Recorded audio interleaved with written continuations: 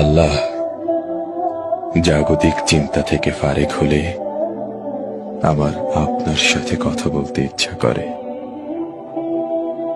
অথচ কোলাহল পেলেই আমি আপনাকে ভুলে যাই। বিপদ পেরিয়ে গেলেই হয়ে উঠি উদ্ধত।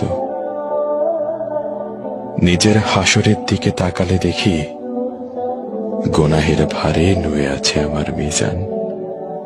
পুলসিরাত পার হব, নেই তেমন কোনো জান। আল্লাহ, গুনাহ করলেও আমি আপনাকে ভালোবাসি। পাপী হৃদয়েও অনুভব করি শুদ্ধতার অনুতাপ।